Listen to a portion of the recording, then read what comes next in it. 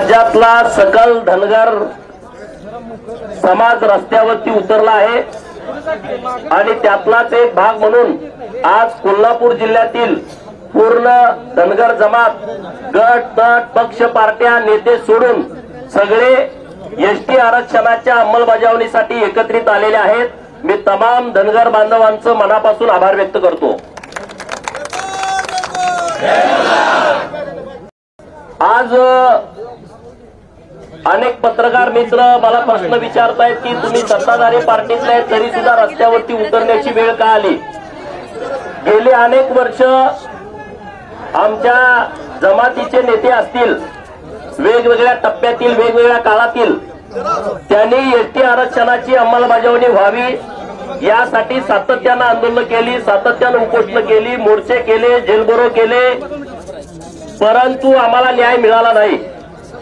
आम्हाला आमचे जुनी लोक सांगायची, नेते मंडळी सांगायची रच ड झालंय त्यामुळे आपलं आरक्षण आणलंय। आणि म्हणून आम्ही जेव्हा या विषयाच्या खोलामध्ये गेलो 2018-19 ला या राज्यातल्या सगळ्या तहसीलदारांना माहितीचे अधिकाराखाली अर्ज दिले, जात पडताळणी समितीच्या प्रमुखांना अर्ज दिले आणि जिल्ह्याच्या कलेक्टरांना अर्ज दिले। तहसीलदारांना विचारलं की तुम्ही किती धनगरांना एसटीचे दाखले दिले। राज्यातल्या सगळ्या तहसीलदारांनी लेखी लिहून दिलं एकही धनगराचा दाखला आम्ही दिलेला नाही। मग आम्ही जात पडताळणी समितीला विचारलं की तुमच्याकडे किती धनगराचे दाखले एसटीच्या जात पडताळणी प्रमाणपत्रासाठी आलेले आहेत। जात पडताळणी समितीने लिहून दिलं एकही दाखला आमच्याकडे आला नाही।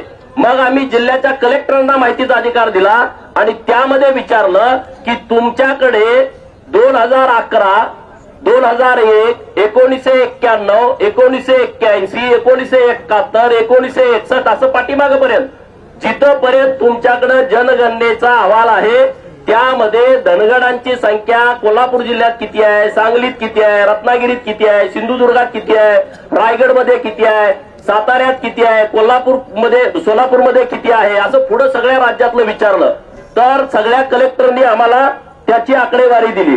तर ती आकडेवारी 1971 ला एक धनगर, म्हणजे हा किती गमतीशीर विषय आहे बघा। 1971 ला एक धनगर, अरे त्याला बायको नाही, त्याला नवरा नाही, कोण असेल ते, त्याला आई बाप कुणीच नाही, एकच धनगर, त्याचा समूह होऊ शकतो का?